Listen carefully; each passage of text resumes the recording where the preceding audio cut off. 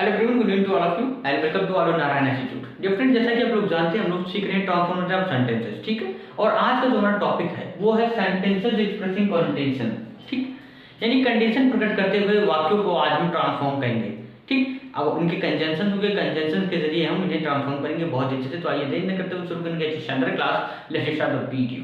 Dear friends, यहाँ पर आप देख सकते हैं सेंटेंसेस एक्सप्रेसिंग कंडीशन, यानी शर्त प्रकट करने वाले वाक्यों का रूप परिवर्तन आज हम सीखेंगे। जब फ्रेंड्स यहाँ पर देखिए, शर्तसूचक वाक्यों में एक भाग जो होता है, ठीक है, वो कंडीशन प्रकट करता है तथा दूसरा भाग कॉन्सिक्वेंस यानी परिणाम बताता है, ठीक है। कंडीशन प्रकट करने वाले कुछ शब्द हैं, वो हैं if, unless, in case, supposing, provided, but for, one more, were, should, had और एंड। ये कंजंक्शंस हैं जो आपके कंडीशन प्रकट करते हैं। अब इसकी मीनिंग को समझते हैं। इफ का मतलब होता है यदि, अनलेस का मतलब होता है जब तक, ठीक, तब तक, इन केस का मतलब होता है यदि, ठीक है, सपोजिंग का मतलब होता है मान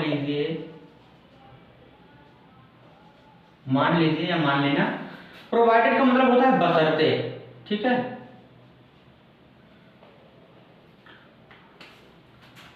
प्रोवाइडेड का मतलब होता है बशर्ते,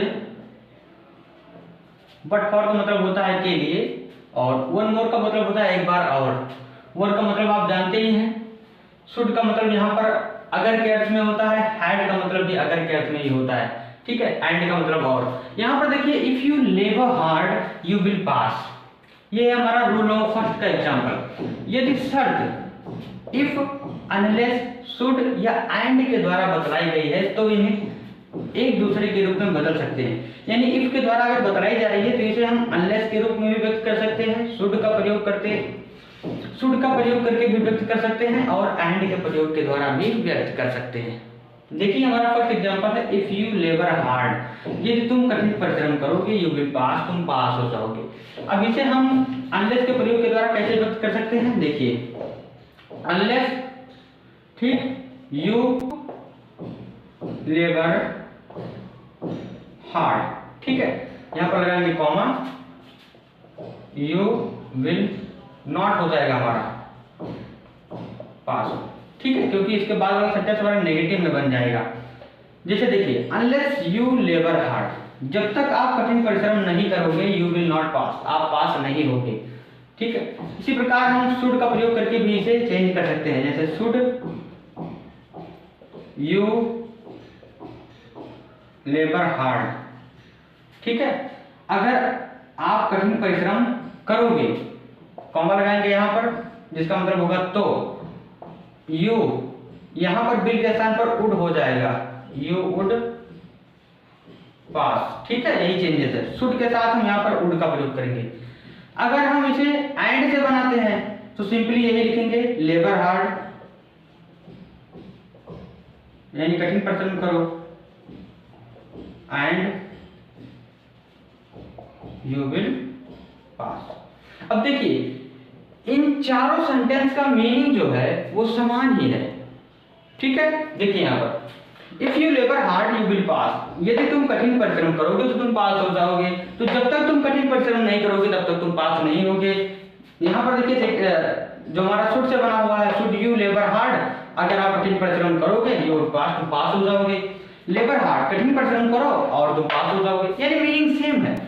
तो रूल ऑफ फर्स्ट हमारा यही कह रहा है कि यदि शर्त इफ, अनलेस, शुड या एंड के द्वारा बतलाई जा रही है तो हम इन्हें एक दूसरे में चेंज कर सकते हैं, ठीक है। अगर ये अनलेस से बतलाई जा रही होती तो हम इफ वाली में बदल देते, शुड से बतलाई गई थी तो बाकी तीनों में बदल देते, ठीक। आइए समझते हैं रूल नंबर सेकंड को। डिफरेंट रूल नंबर सेकंड, यहाँ पर देखिए इन केस, प्रोवाइडेड, सपोजिंग और one more dot dot dot and को इफ में बदलकर ट्रांसफॉर्म किया जाता है। यहाँ पर देखते हैं एग्जांपल नंबर फर्स्ट है इन केस, जिसका मतलब क्या होता है यदि, यू अलाउ मी, यदि आप मुझे आज्ञा दें, आई विल डू, मैं कर दूंगा, द वर्क यानी काम, एट वंस, एक बार में। यदि आप मुझे आज्ञा दें तो मैं एक बार में काम कर दूंगा।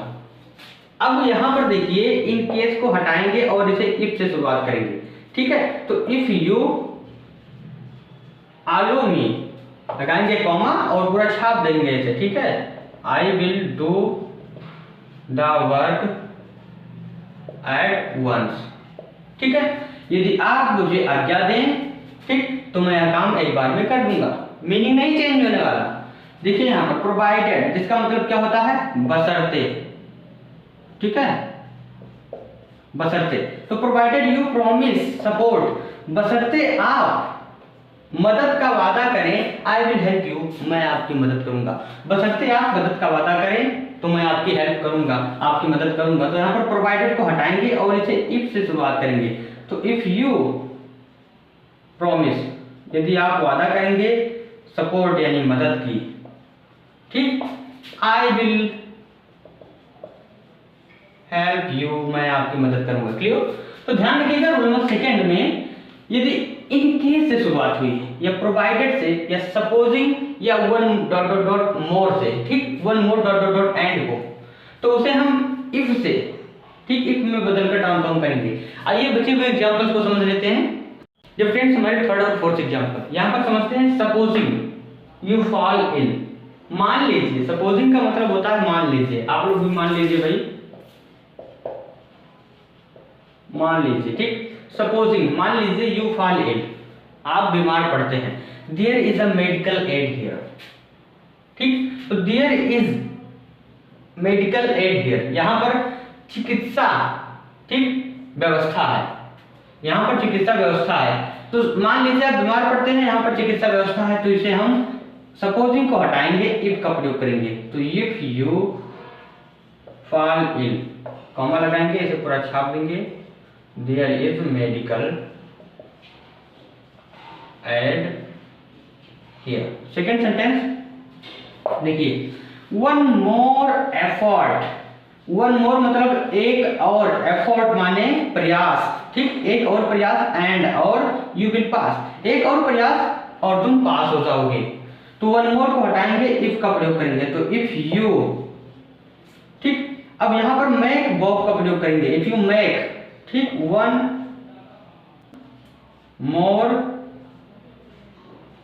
एफर्ट, ठीक, इफ यू मेक, यदि आप करते हो, वन मोर एफर्ट, एक और प्रयास, ठीक, यहां पर लगाएंगे comma, you will pass, you will pass मतलब आप पास हो जाओगे।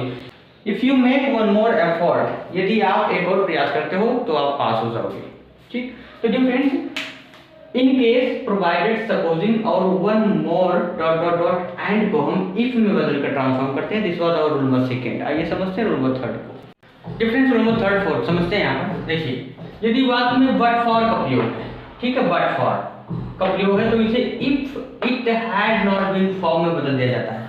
अब यहाँ पर देखते हैं, but for his help I should not have succeeded. तो बट फॉर हिज हेल्प, ठीक है, बट फॉर मतलब होता है लेकिन के लिए, तो बट फॉर हिज हेल्प, लेकिन उसकी मदद के लिए, I should not have succeeded, मुझे पास नहीं होना चाहिए था, मुझे सफल नहीं होना चाहिए था। तो यहाँ पर देखते हैं, बट फॉर को किस में बदलेंगे, if it had not been form में। तो इफ, ठीक है, if it had not been for, बदल दिया। अब हिज हेल्प, क्लियर। अब पूरे सेंटेंस में उसे जोड़ दीजिए, I should not have succeeded, clear. Rule number fourth कह रहा है हमारा, यदि वाक्य में वर्ड टू का प्रयोग है तो उसे शुड में बदल देंगे। यहां पर वर्ड टू का प्रयोग है, अब हम वर्ड टू को हटाएंगे, साथ ही साथ इफ को भी हटाएंगे और इफ के स्थान पर हम शुड का प्रयोग करेंगे, यानी शुड ही, ठीक है, मीट मी, पूरा ऐसे छाप दीजिए, I would talk to him. ये एक एक दो एग्जांपल मैं देता हूं, अगर आपको ऐसा क्वेश्चन आ जाए तो आप करेंगे, वैसे ऐसा क्वेश्चन आता नहीं है, ठीक है, इसे वैसे बता दिया जा रहा है। अब देखिए यहाँ पर, if he were to meet me, यदि वह मुझसे मिला होता, I would talk to him, मैंने उससे बातें की होती। तो शुड ही मीट मी, अगर वह मुझसे मिले, I would talk to him, मैं उससे बातें करूंगा, ठीक, अगर वह मुझसे मिले तो मैं उससे बातें करूँ। फिर फ्रेंड्स ये आपका रूल हुआ थर्ड एंड फोर्थ। आइए समझ लेते हैं कुछ और एग्जांपल जो कि हैं हमारे, उन्हें समझ लेते हैं बहुत ही अच्छे से। फ्रेंड्स ये कुछ एग्जांपल्स हैं, इन्हें हम इफ के जरिए ट्रांसफॉर्म करेंगे। यहाँ पर देखिए, आई गेट वेट, मैं भीग जाता हूँ, व्हेन यानी जब, I go out in the rain, मैं भीग जाता हूँ जब मैं बाहर बारिश में जाता हूँ, ठीक है। तो आई गेट वेट यानी आई गेट वेट, मैं भीग जाता हूँ। व्हेन को हटाएंगे, यहाँ पर इफ का प्रयोग करेंगे, if I go out in the rain, यानी आई गेट वेट, मैं भीग जाता हूं अगर मैं बारिश में बाहर जाता हूं, ठीक है।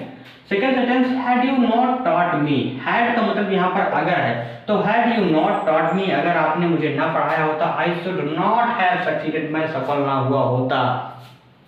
यानी यहाँ पर हम इफ से बनाएंगे सेंटेंस को, तो if you had not taught me, ठीक है, I should not have succeeded, I should not have succeeded, clear. यानी यदि आपने मुझे ना पढ़ाया होता तो मैं सफल ना हुआ होता।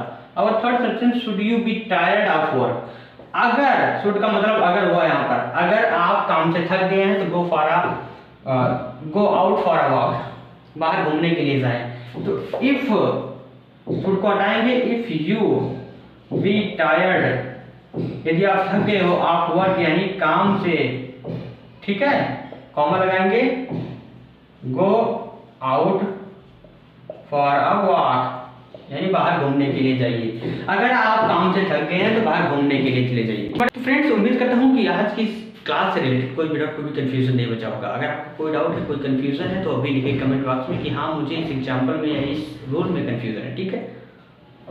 आपको उस कंफ्यूजन को दूर किया जाएगा। या फ्रेंड्स, अगर आप यूपी बोर्ड के स्टूडेंट्स हैं, आपने अभी चैनल को सब्सक्राइब नहीं किया तो तुरंत चैनल को सब्सक्राइब कर लें, ताकि आप यहाँ से अपने इंग्लिश सब्जेक्ट की तैयारी अच्छे से कर सकें और 95% मार्क्स पा सकें, ठीक है। मिलते हैं कल 8 बजे, तब तक के लिए बहुत अच्छे से अपनी तैयारी करते रहें। Good night all of you.